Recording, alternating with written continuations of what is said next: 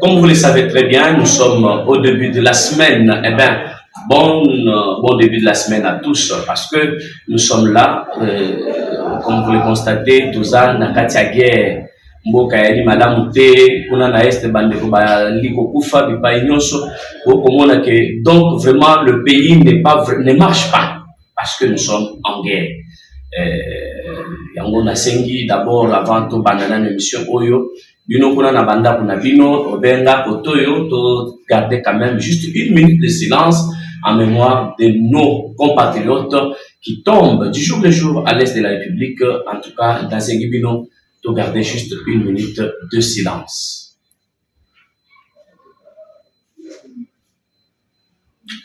Merci beaucoup, merci. Thème Nabiso, vous le voyez très bien. La guerre à l'est de la République démocratique du Congo, Félix Antoine Tshisekedi Tshilombo, interpellé par les Congolais dignes, il doit agir. Eh bien, on ne comprend rien. Qu'est-ce qui se passe? Jusque-là, aucune réaction de sa part, aucune motivation. Eh bien, mais malgré la guerre, nous avons vu le VPM de la défense, Jean-Pierre Bemba, aller jusqu'à saquer. Est-ce que c'est une solution? Faire des marches vers des ambassades est une solution? Mais quelle est la vraie solution? Parce que nous sommes attaqués par le Rwanda à travers la communauté internationale. Pour ces numéros, nous allons recevoir pour vous Mobabini Wakaluka Bilolo, qui est professeur ordinaire, disons-nous cela, d'ailleurs, qui est en train d'aller vers le professeur émérite. Le professeur, c'est-à-dire un chercheur.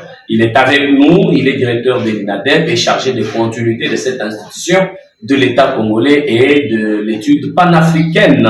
Il est avec nous sur ce plateau. Nous allons entrer dans le fond, d'où sort la guerre et pourquoi la guerre, comment contourner la guerre. Interpeller le président de la République sur les grands points, les points saillants sur cette guerre pour enfin que la République démocratique du Congo puisse trouver la paix. Professeur Bilolo, bonjour. Bonjour. Merci de nous recevoir encore une fois dans votre bureau de travail. On comprend parce que actuellement les embouteillages, mais nous sommes là quand même. Merci de nous recevoir chez vous. Merci d'être venu. Merci beaucoup, professeur. Eh bien, madame, monsieur, ma première question, Bilolo Mobabini, vous êtes égyptologue, vous êtes chargé des études africaines. Vous avez à étudier longuement ces petits problèmes de l'Afrique. Est-ce que le Rwanda existe sur les cartes de la République, de l'Afrique entière? Non, le Rwanda n'existe pas sur les cartes de l'Afrique. Aucun royaume cité dans la discussion à l'Est en rapport avec le Rwanda, l'Empire Yémen, ça n'existe pas sur les cartes ou dans les cartes, parce que les cartes sont suivies parfois de gens allant donc du 14e, 15e siècle, surtout 15e siècle, jusqu'au 19e, au début du 19e siècle. Je dis bien, le Rwanda n'existe pas. Et d'où sort ce contexte? C'est une création missionnaire, pure création coloniale, où l'on va prendre un village, comme je le disais, comme Mikalaï, Kabwe, Bongon de Miabi. On veut créer l'empire de Miabi ou l'empire de Kipushi, des choses pareilles. Donc, ça n'existe pas. Ça n'a jamais existé. Mais l'Afrique actuelle, nous voyons le Rwanda qui est limité par des... Vous savez, même quand après Berlin, votre Rwanda là n'existait pas. Vous verrez que les cartes qu'on divisait au nord là, vous avez l'Ouganda et puis le reste c'était la Tanzanie. Alors on peut nous montrer la carte. Je ne sais par quelle magie, au lieu de laisser les Mwenamwezi du nord, les Maïmaï. Oui, dans le temps on les appelait Mwenamwezi ou Maïmaï. Oui. C'est un empire qui part au sud de l'Abyssinie jusque sur la rivière. Oui, vers le Monomotapa, sur la rivière Zambèze, ou Zembélé, comme on appelait donc dans le temps, au lieu donc de les laisser former leur bloc, on les a d'abord divisés en mettant les Ougandais et les Kenyans, où on a créé Kenya, où on a créé Ouganda. Pourquoi ils ont même créé ce nom, je ne sais pas. Vous ne trouverez pas non plus le nom de l'Ouganda, vous trouverez les Kwala, Kwara, Kiara, Chada, donc on prononce avec les L, les Melinde, les Fundi, les Kapaté, Kapata. Vous allez trouver tout ça, mais vous ne trouverez pas toutes ces inventions pour nous embrouiller. Oh, ici c'est Kenya, là c'est Ouganda. Donc, le Rwanda n'a pas de terre au Congo, c'est plutôt le Congo qui a des terres au Rwanda. Oui, nous disons que le Rwanda n'a pas de terre. Le Rwanda n'a pas de terre au Congo. C'est le Congo qui a des terres au Rwanda. Expliquez-nous cela. Les frontières est du Congo, à partir de légèrement au-dessus de l'équateur. Vous êtes presque au milieu du lac Mutanzige ou lac Mobutu. C'est sur la 30e degré, non, le 30e degré de longitude est.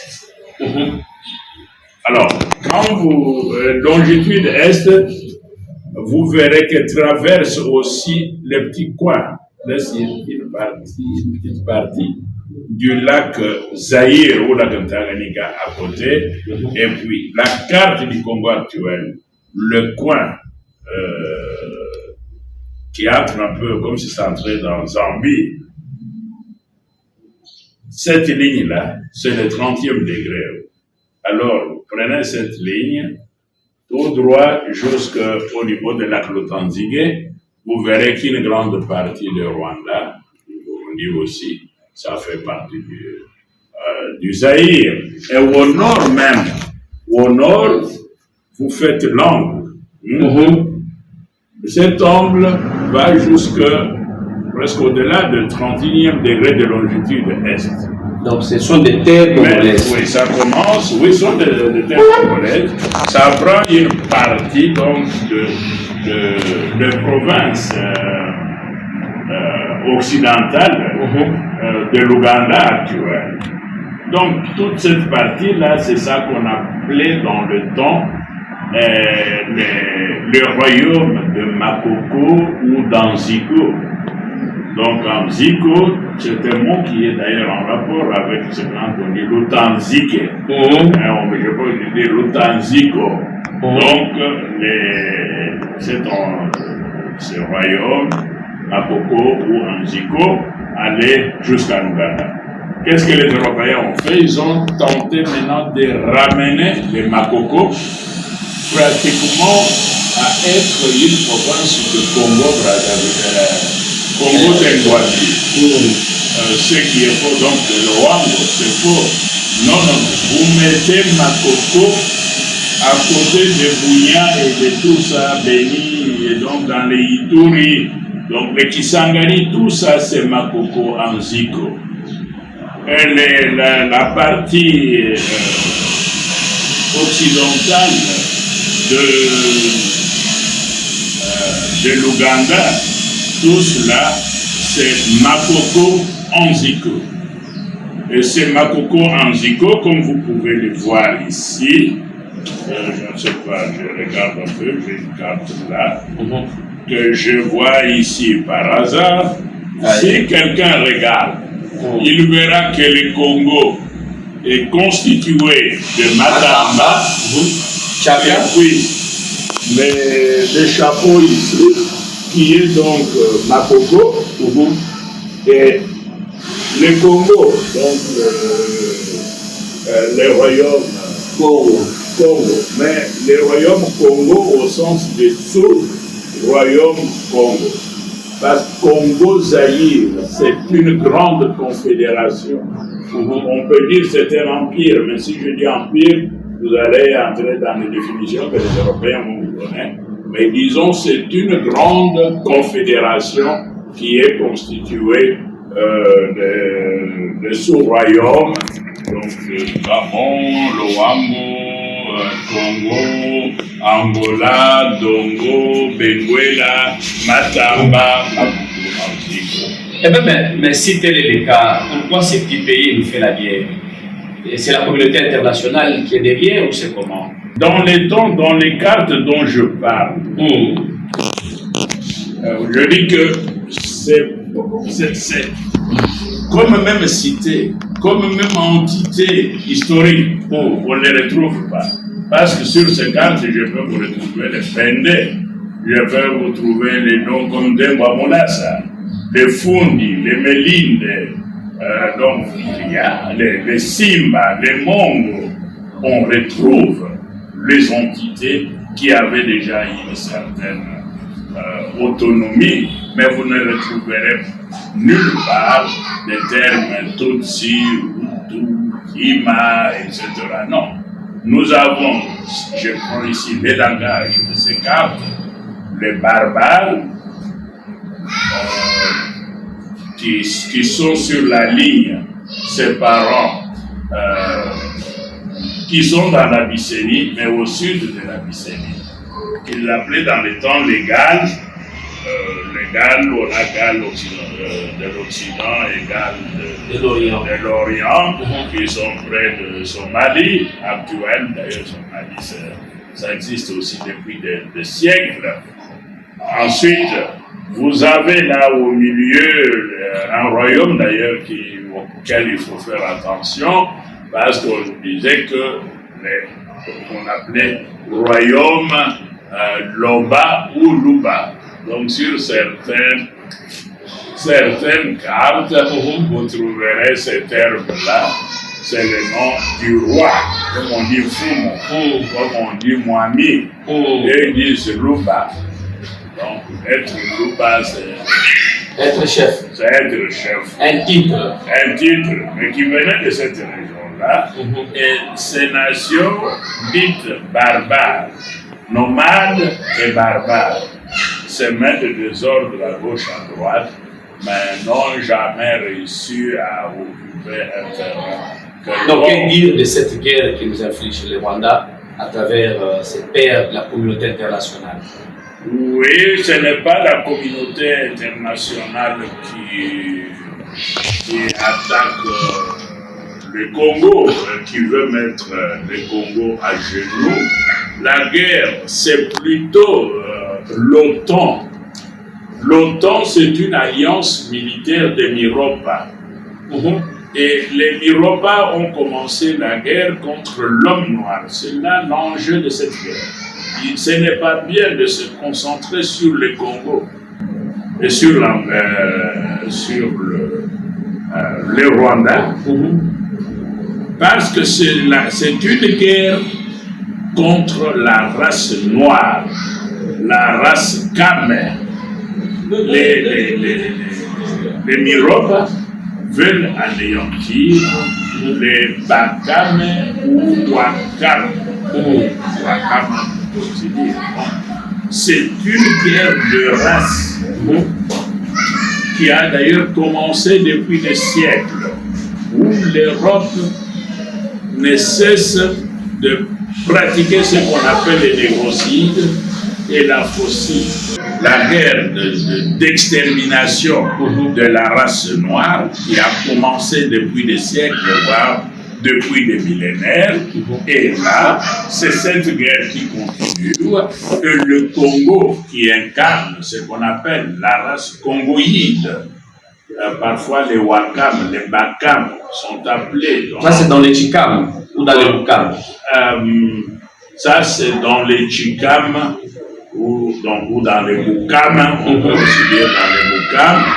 Donc cette race, on veut l'anéantir. Et pour quelle cause?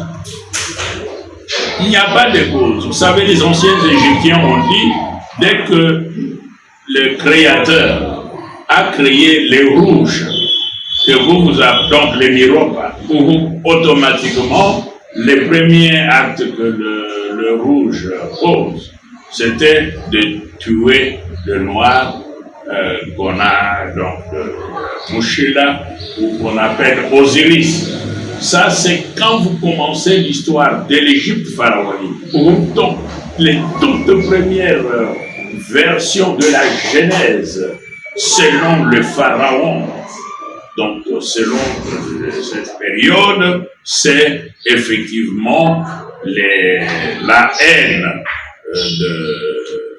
du petit frère, donc Z, pour utiliser les termes que les Européens utilisent, contre Osiris. C'est cette guerre-là qui continue. Et Osiris, c'est le roi, donc le roi fondateur de la civilisation nègre. Et Z, le sang, c'est pour cela le mot Miropa signifie sang. Donc la guerre que nous avons, ce n'est pas la communauté. Donc le mot Europe veut dire sang. Ça veut dire sang dans toutes les langues que vous appelez langue bantou. Moi, je les appelle langue chaka. Europa, Iropa, Ropa, Miropa, Milopa. Ça signifie sang, mais avec une nuance de sang qui est sale. Le sang de menstruer, le sang de menstruation, etc. Les sangs qui sont du nez. Donc, les sangs impurs. Mais sang, il y a la notion de sang et la notion d'impureté qui est liée à ça. Je trouve que les termes est très bien. Ils se sont donné le nom, ou nous leur avions donné le nom, et ils ne savaient pas le nom qu'ils méritent. La communauté internationale n'existe pas, madame, messieurs. La guerre qui nous est infligée par le Rwanda, c'est à travers cette coalition de l'OTAN qui veut à tout prix éliminer ou exterminer la race noire. Ça sont les dires du professeur Bilolo Moubabigné, qui est le directeur de l'INADEP Europe et aussi directeur de l'INADEP chargé de continuité. Nous sommes avec lui ici à Kinshasa, malgré qu'il vit en Allemagne, mais il est ici à Kinshasa. Et dans son bureau de travail, nous en discutons. Le chef de l'État congolais, semble-t-il qu'il est indifférent à la guerre qui se passe à l'Est, ou il constate les dégâts seulement? Non, il n'est pas indifférent.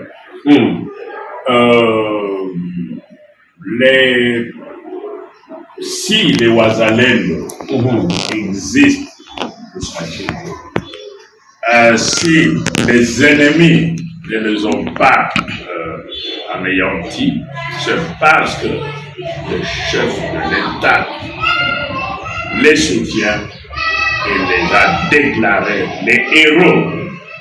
Comment pouvez-vous déclarer les Wazalendo qui se battent sur le terrain héros si vous êtes indifférent à la guerre? Ça montre que c'est faux. Il y a l'armée nationale, on a renouvelé l'armée, et l'armée est sur le terrain. Et les jeunes soldats se plaignent seulement du fait que les officiers supérieurs, donc les commandants qui cessent les opérations, ne cessent de les trahir. Mais là, on n'a pas besoin du chef de l'État. On dit, si vous constatez qu'il y a un commandant, qu'il y a un officier supérieur qui trahit l'armée, c'est-à-dire qui trahit le Congo, mais c'est l'ennemi à abattre. C'est l'ennemi que vous êtes parti anéantir. Même si cet ennemi s'était déjà infiltré dans vos rangs, vous devez l'anéantir. Il est du devoir de soldats, de tout soldat, de défendre le Congo, parce que quand nous disons M23, ces terroristes, est-ce que vous les connaissez? Ils sont partout. Ils sont même ici à Kinshasa. Ils sont dans les ministères. Donc, l'arme, la police, le peuple, tout le monde doit se mobiliser pour neutraliser les ennemis. Pour cela, ils n'ont pas besoin de l'ordre du président de la République. On ne peut pas se faire de violence soi-même, défenseur de ce pouvoir soi-même. Non, pendant la guerre, vous allez en guerre contre qui? Vous allez en guerre pourquoi? C'est pour défendre la patrie. La patrie. Et quiconque se transforme en terroriste Et l'ennemi de la patrie. Ou un espion et ennemi de la patrie, et l'ennemi de la patrie doit être anéanti. Moi, je ne veux pas dire bon là-bas. Je dis doit être anéanti. Ok. Donc, raser. Il ne faut pas blaguer avec les gens partout où ils se trouvent. On n'a même pas de sous pour faire des procès. Parce que pour faire un procès, parfois ça coûte des millions si vous voulez juger un général pendant 1 an ou 2 ans. Vous savez ce que ça coûte à la nation. Et si donc là, il faut dire, on doit stopper cette comédie. C'est parce que les officiers, certains officiers, nous avons des officiers très braves, nous avons des officiers qui meurent au front. Ce n'est pas d'eux que nous parlons, mais des officiers traîtres. Là, c'est parce qu'ils ne respectent pas le président de la République, ils ne respectent pas les Congolais, ils ne respectent pas la patrie. Ces gens-là doivent être neutralisés. Eh bien, mais si peut-être les chefs déclaraient la guerre pour le moment, doit-il attendre que les deux chambres se mettent en congrès ou c'est maintenant qu'il faut déclarer? Nous sommes déjà en guerre. Nous sommes en guerre, les soldats sont au front, les Sukhoi sont en guerre. La guerre est là, même si les radios, télévisions de Kinshasa donnent l'impression que nous ne sommes pas en guerre. Le Congo est en guerre. Le Congo se défend contre les terroristes du M23 et d'autres, et des pays étrangers. Donc, le chef de l'État a même dit qu'il irait plus loin en construisant le mur entre le Congo et le Rwanda. Et pas seulement le Rwanda, et les pays j'ajouterais même l'Ouganda aussi, parce qu'ils ont même fait maintenant une route pour contourner même le Rwanda là. Donc les bandits là qui viennent d'outre-mer, ils ont construit des routes pour contourner après au Congo sans passer par d'autres pays, comme ça ils peuvent continuer à piller. Donc, là, c'est que le président devrait faire, parce que nous sommes déjà en guerre, c'est de dire aux soldats de ne pas reculer si le combat a lieu dans les limites du Congo. Ils ne doivent pas laisser Bunagana seul, ils ne doivent laisser rien. Et ce sont les soldats congolais qui doivent constituer le mur contre le Rwanda. Donc les soldats doivent constituer le mur, les soldats congolais, le mur contre le Rwanda. Et ce qu'il faudrait aussi faire, ça nous le disons aux soldats, ils doivent pratiquement aplanir la totalité des mines. Il faut aplanir la totalité des mines, couper les forêts, prendre les arbres, aller combler ces mines et raser les dépôts. Toute exploitation sauvage de nos minerais doit être stoppée, et cette guerre nous donne effectivement l'occasion de résoudre ces problèmes. Les sociétés multinationales, si elles veulent avoir ces produits, doivent passer par Kinshasa, mais entrer par des voies déplacées pour venir piller, raser. Que les Sukhoi d'abord bombardent les mines. Je ne comprends pas, on dirait qu'on joue. Et c'est ça qui énerve le peuple congolais. Vous jouez, vous laissez les sociétés exploiter l'or, les cuivres, c'est visible en l'air. Et pendant ce temps, vous vous occupez des petits bandits là, à gauche, à droite. Non, il faut cibler les objectifs. Et ces mines d'exploitation sauvage, donc cette exploitation sauvage de nos mines doit être stoppée, les hangars détruits, les pistes d'atterrissage anéanties. J'ai suivi une émission, on m'a dit qu'il y a une route là qu'on a transformée en Croanica et en piste d'avion. En piste d'aviation. Allez là-bas, au moins 17 vols par jour. Détruisez cette piste et abattre tout avion qui survole là-bas sans que ça passe par Kinshasa. Il n'y a aucun avion qui doit maintenant quitter l'Est du Congo pour sortir. Tous les avions doivent faire scan à Kinshasa. Et ce qu'il faudrait aussi faire, et là, on a besoin de l'appui du peuple et non seulement du président de la République. L'ONU doit partir. Ah, mais 30 ans, mais non, ça fait longtemps ils n'ont rien fait. Je les trouve là dans les camps militaires, ils ne font rien, ils se promènent à gauche, à droite. Au fond, ils travaillent pour l'OTAN. Donc, l'ONU s'est transformée en un instrument de domination de l'OTAN, donc de Miropa. L'ONU n'est pas au service de l'homme noir. L'ONU n'est pas au service de la race noire. L'ONU est au service de la domination des Noirs par les Rouges. Et là, perd sa crédibilité. N'a rien à faire au Congo. Elle ne nous a pas donné la preuve du contraire. Que c'est une bonne occasion, organisation qui peut introduire la paix en Afrique ou au Congo. Non, on n'a pas de preuves. 30 ans, c'est plus de 30 ans d'ailleurs, ça suffit. Ils doivent tous partir. Toutes les organisations ONG, non gouvernementales, entre guillemets, qui sont au toutes service les organisations non gouvernementales de Miropa sont soutenues par l'Europe et par l'OTAN. Ces organisations doivent toutes quitter le Congo. Mais elles sont quand même, elles viennent en aide au peuple congolais. Elles n'aident personne, plus de 12 millions de morts. On aide qui? Tant de femmes violées, les écoles abandonnées. Regardez les écoles et regardez les hôpitaux.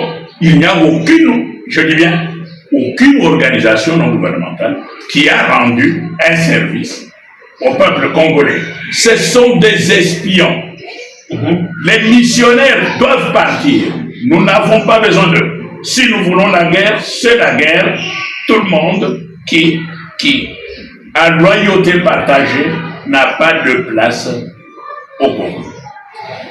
Birolo, et ça, vous savez, ce sont des décisions que le président ne peut pas prendre. C'est le peuple qui peut prendre. Et j'ajouterai même, il faut faire attention. Parce que le but maintenant de Miropa, c'est d'abattre le président Tshisekedi. Nous devons le dire. La guerre contre le Congo, on a vu que les boucliers de cette république, c'est Tshisekedi Tshilombo. Et en tant que bouclier du Congo contre le pillage et les négociables, il est la cible numéro 1. De nos ennemis. D'où nous devons le protéger. Nous devons les protéger. Nous devons nous préparer. Si nous apprenions aujourd'hui qu'on a abattu le président Tshisekedi, qu'est-ce que nous allons faire? Général Tchibangu, est-ce que vous êtes déjà prêts? Vos soldats sont prêts pour venger le président de la République. Général Kapela, est-ce que vous êtes prêts pour riposter si quelque chose de pareil nous arrive? Le général Chiwewe, est-ce que vous êtes en train de prier ou bien vous dites si quelque chose se passe, même ici à Kinshasa, vraiment le monde va les regretter. Non, nous ne pouvons pas, nous n'allons pas vous laisser agir comme si nous étions là des enfants. On peut venir jouer avec nous, c'est terminé. Le blague entre le Congo et ses partenaires est terminé. Nous devons d'ailleurs réfléchir si nous ne pouvons pas chercher d'autres parapluies. Parce que plus de 2 siècles de la présence de Miropa et de soi-disant aide de l'Amérique n'ont rien apporté. Les dollars aussi. Non, mais les dollars, c'est ça qui vient de saboter notre économie. Nous n'avons aucun pouvoir sur les dollars. D'où nous devons anéantir ça. Nous devons l'enlever aussi du marché. Nous devons nous libérer même des institutions. On va chercher l'aide, on va chercher l'aide humanitaire. Non, ça doit stopper. On n'a pas besoin d'aide. Ils ne nous ont pas aidés. Je vous assure, j'étais dans les villages. Je suis arrivé une fois à Mikalaï. C'était en 2007 avec le chef Kalamba. J'ai vu que les femmes accouchaient. Même les hommes. sur la table là, ou la chaise, de 1940, que les mamans Kakasalou et les autres on laissait Ami Kanaïra, qu'elles utilisaient quand elles faisaient leur sciences infirmières. C'est ces histoires-là qui sont encore là. La table d'opération là, c'est cette table qui est toujours là. Et puis, imaginez-vous que ce sont des complexes scolaires. Filles, garçons, tout le monde. Et l'Europe vous dit, oh, santé, priorité de priorité. Éducation, priorité de priorité. Ils n'ont rien fait. Donc, cela vaut pour partout. Donc, pour toutes les régions. Nous critiquons nos présidents. Et nous oublions qu'il y a des gens qui vendent là-bas, qui développent l'Afrique, alors qu'ils n'ont rien fait. Qu'est-ce que la Belgique a fait depuis 1960 pour le Congo? Qu'est-ce que l'Angleterre a fait pour le Congo depuis 1960, pour le peuple congolais? Qu'est-ce que la France a fait depuis 1960 pour le peuple congolais? Qu'est-ce que l'Amérique a fait depuis 1960 pour le peuple congolais? Vous sentez même la formulation. Dans leur esprit, vous disent le peuple d'abord. Non, ils n'ont fait que comploter pour tuer nos présidents, ceux qui veulent défendre le Congo, qui veulent défendre l'Afrique. Et l'homme noir, ça doit cesser.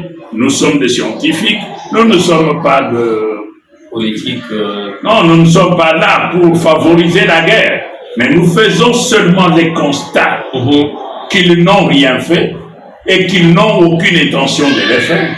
Et ce qu'il faut, c'est nous anéantir, laisser mourir notre population, empêcher même à leur télévision de montrer les images des journalistes qui protestent contre les génocides congolais. C'est compliqué. Voilà, madame, messieurs, nous sommes à la fin de cette émission. Je pense que la matière ici est abondante, plutôt, mais nous sommes vraiment presque à la fin. Bureau Lombabinier, le point de vue de l'INADEP face à cette guerre, vos recommandations envers le président Tshisekedi. Vous avez pratiquement 3 bonnes minutes et nous clôturons complètement cette émission. Voilà. L'INADEP, en tant que centre panafricain, donc de tous les États africains, reste au-dessus des politiques nationales. Oui. Si l'INADEP, vous avez 3 minutes, oui, contribue à cette discussion, c'est parce que nous avons constaté que le président Kagame se rend complice ou se laisse instrumentaliser par les Miropa qui veulent détruire, disloquer, diviser l'Afrique et freiner l'intégration africaine. Et là, nous demandons, non seulement au président Tshisekedi, mais nous lançons appel à tous les présidents panafricanistes, au président de Burkina Faso, de Niger, de Mali, Tchad, de l'Angola, Tchad, Gabon, etc. Mettez-vous debout. Tous les présidents panafricanistes, mettez-vous debout et venez en tant que panafricanistes pour neutraliser ceux qui luttent contre l'intégration africaine. Oui, l'INADEP encourage le projet de construction du mur entre le Congo et ses voisins, mais comme nous ne voulons pas le mur qui va encore enrichir les mêmes Europa, qui vont vous envoyer des fils barbelés et autres, nous encourageons la construction d'un grand champ de patates et d'autres plantes qui poussent par haut, donc entre nos frontières, et là on peut placer des radars d'observation pour voir qui passe, etc. Mais les frontières doivent être claires. Nous allons continuer donc l'intégration africaine. Il faut faire la guerre. Nous devons faire la guerre pour ne pas trop paralyser l'Union africaine. Vous savez qu'on a l'agenda 2063. Donc cette guerre du Congo paralyse les programmes, donc l'agenda 2063. Ensuite, il faut fermer les universités, les instituts supérieurs et enrôler tout le monde dans l'armée qui est au-delà de 18 ans, l'enrôler dans l'armée. 6 mois de formation militaire, on avait déjà commencé cela avec Moïndo, le ministre Moïndo, à Kisangani. On a vu les étudiants, c'est ça qui renforce les Wazalendo. Donc ce sont les gens formés. Donc tous les Congolais de toutes les régions, on doit fermer l'université, les instituts supérieurs pour 6 mois, former les gens. Le président doit réduire les tranches de vie des parlementaires, passer de $20 000 à $5 000, c'est amplement suffisant. Et les ministres aussi, $6 000, c'est amplement suffisant. Ils ont d'ailleurs d'autres privilèges parce que nous avons besoin de cet argent-là pour soutenir l'armée qui est au front. Et cela me semble important. Je sais que les parlementaires ne seront pas contents. Et puis mobiliser, il faut vraiment donner aux Quinois et aux gens d'autres régions comme la Congo et Kasaï la conscience du fait que nous sommes en guerre. Le Congo est en état de guerre. Il faut former un bureau de dénonciation de tous les traîtres et les infiltrés. Un bureau, un service spécial constitué des policiers. On peut dénoncer par un anonymat. Par un anonymat, etc. Et ce service travaillera dans tous les villages, dans tous les quartiers, dans toutes les institutions de l'État. Je crois qu'il y a moyen de neutraliser l'espionnage et la trahison et tout le monde, tous ces traîtres-là qui portent le costume d'agneau, la peau des lions. De l'agneau, ce sont donc des lions. Et nous devons le chercher. C'est peut-être l'essentiel, on pourrait dire. Vraiment. Ce n'est pas tout à fait, ce n'est pas l'avis de l'INADEP, mais c'est l'avis d'un citoyen, d'un panafricain qui souffre avec ceux qui meurent et ceux qui sont violés. Donc c'est l'avis d'un patriote qui veut que la violence cesse en Afrique. Voilà, ça n'est complètement fini. Cette émission est à retrouver sur notre chaîne YouTube aussi. Suivez-nous sur Miette Télévision à 18h pile, la rediffusion à 6h juste. Nous sommes en train de vous dire merci. Merci à Augustin Kakouya, merci à toute l'équipe. Il y a Cass, il y a Honoré Kapoku, il y a toute cette grande équipe de Marx Info Seyant qui est derrière cette caméra et ces caméras plutôt pour vous donner ces bons produits. Théodore Loumou, c'est moi, Télémon Seyant. Nous allons nous retrouver demain, même heure, même programme avec les mêmes plaisirs. Professeur, au revoir.